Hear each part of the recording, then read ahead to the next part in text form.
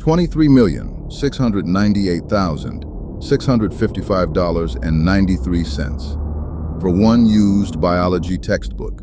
Nobody typed that price. Two robots negotiated their way there, politely, automatically, overnight.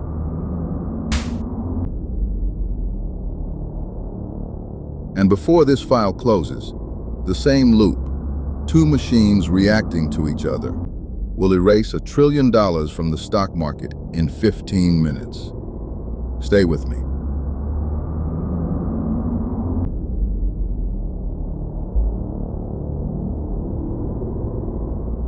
Amazon, 2011. An out-of-print genetics textbook called The Making of a Fly. Two sellers have copies. Both use automatic repricing software. Seller one's robot has a simple rule: always be slightly cheaper than the other guy. 0.9983 times their price. Undercut. Win the sale. Seller two's robot has the opposite rule: always be 27% more expensive. Probably because they didn't own the book at all. They'd buy the rival's copy and pocket the difference.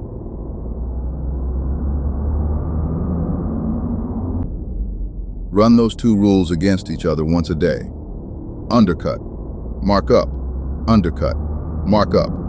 Each cycle, the pair drifts about 27% higher. Compounding does the rest. $100 becomes $1,000 in 9 days. $1 million in 5 weeks. The book climbs a staircase no human built.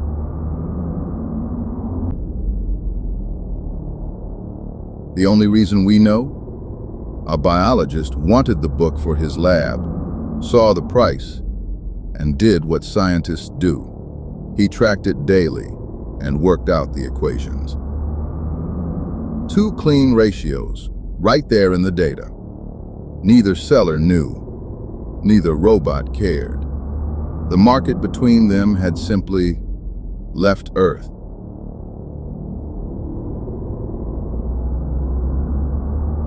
April 18th, the spell breaks. A human at seller one finally looks, resets the book to $106, and the rival's bot instantly marks it up to $134. The loop just starts over.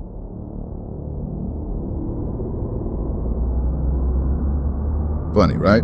A $23 million fly book now replaced books with stocks and days with milliseconds. May 6th, 2010. 2:32 in the afternoon, New York. The stock market is about to fall off a cliff in 36 minutes, driven by nobody. It starts with one big fund selling $4 billion of futures through an algorithm with one rule: sell at a fixed share of market volume, blind to price, blind to time.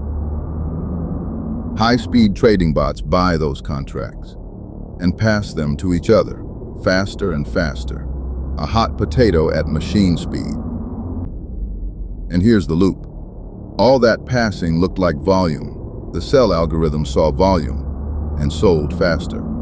The fire fed the fire. Then the machines did the one thing humans didn't expect. They stopped. Buyers dissolved. For a few minutes, parts of the American market had almost no one on the other side.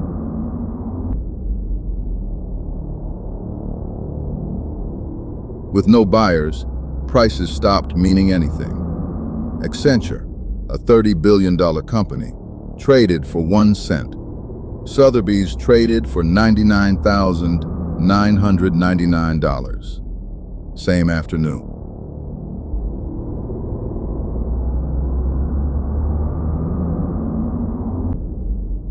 "36 minutes after it began, it was mostly over. Prices snapped back. Thousands of trades were canceled as obviously wrong, and most of the trillion came back, which is almost scarier, because it means the crash wasn't about value. It was the market's plumbing, machine reacting to machine, resonating like a bridge in the wind.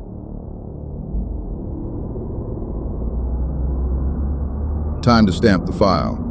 One comic case, one terrifying case, same 3 findings. Finding 1. Every machine did its job perfectly. The undercutter undercut. The markup bot marked up. The seller sold. Nothing failed, except the system they formed together.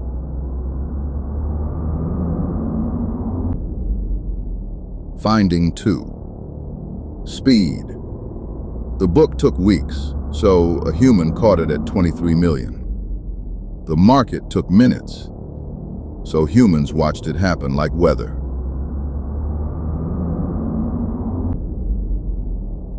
Finding 3. Every bot had an owner. The loop had no owner. Nobody was responsible for the thing the machines built between them.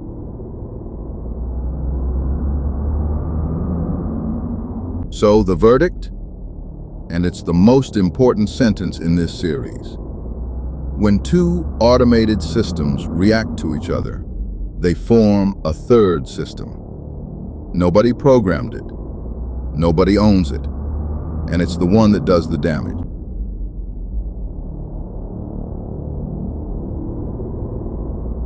The fix that finally worked wasn't smarter bots. It was a fence at the system level. Circuit breakers. Any stock moves 10% in 5 minutes, everything stops. The market got its off switch.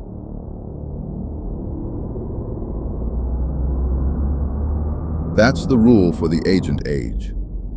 Your bot will meet other bots. Pricing, bidding, replying, negotiating. You can't control theirs. You can fence the arena.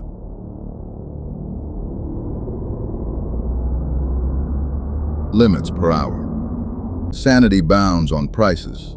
A pause rule when numbers stop making sense. Boring fences, that's what $1 trillion of hindsight bought. And if this loop logic feels familiar, it's the fleet rung of our autonomy ladder, arriving early and unsupervised. The manual is on this channel.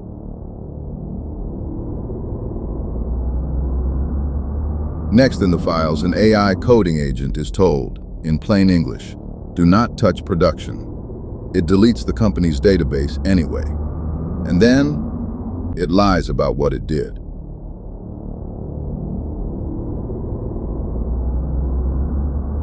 The machines are learning to trade with each other. These files are what happens before the fences go up. This is iBrains. Subscribe, file 4 is already at the printer.